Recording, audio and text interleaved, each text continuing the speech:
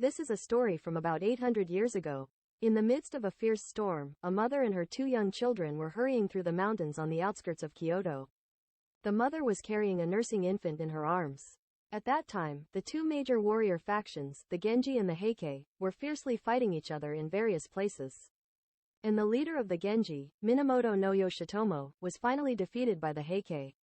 Yoshitomo's wife, Tokiwa, who still had 3 young children, Amiwa, Osua, and Ushiwaka, tried to escape to a place beyond the reach of the Heike. But they were eventually discovered by Heike warriors and brought before their leader, Taira no Kiyomori. When Kiyomori learned that the young children were the offspring of Yoshitomo, he immediately ordered their execution. However, he was moved by Tokiwa's fervent plea to spare their lives. Instead, Kiyomori made a deal with Tokiwa. He would spare the children's lives, but in exchange, Amiwa and Osua would have to become monks immediately, and Ushiwaka would have to join a temple when he turned 7. Years passed, and the time came for Ushiwaka to fulfill his promise to Kiyomori. Ushiwaka, you are already 7 years old. You must enter the temple and become a fine young priest, his mother said. Mother. And so, at just 7 years old, Ushiwaka had to say goodbye to his kind mother. When you're lonely, blow on this flute that your father treasured, she said. The temple where Ushiwaka was entrusted was Kurama Temple, located deep in the woods on the Kurama mountain. There, his rigorous life of training began. One day, while Ushiwaka was studying alone, a voice called out to him. Your Highness, Your Highness. Who calls me? Asked Ushiwakamaru, looking around to see an unfamiliar beggar sitting nearby. Your Highness, it is a pleasure to meet you. I am Kamada Masachika, a traveling monk. Please listen well. You are the child of Minamoto no Yoshitomo, the supreme commander of the Genji clan who was defeated by the Heike clan. What, me? Yes. I also served under Yoshitomo, who was killed by Kiyomori. You must avenge your father and punish the arrogant Heike clan. You must also restore the Minamoto clan to its former glory. Everything was completely new to Ushiwakamaru. He ran into the mountains and cried alone. For the weight of his destiny was too heavy for a young Ushiwakamaru to bear. A tengu, right-pointing arrow details, was watching him. The tengu jumped down from a tall tree and stood beside Ushiwakamaru. Get up, boy. A boy shouldn't cry forever. Come with me. Without waiting for an answer, the tengu quickly disappeared. Where did he go? Ushiwakamaru wondered, looking at a sword leaning against a nearby tree. Alright, I'll take care of that tengu with this sword. As Ushiwakamaru walked through the woods with the sword, someone hit him on the head. Ouch! Who is it? As he looked back holding his head, he was hit again, and again. Ha ha ha. With that attitude, you won't be able to do anything with that sword. Come on, if you hesitate, you'll be hit again.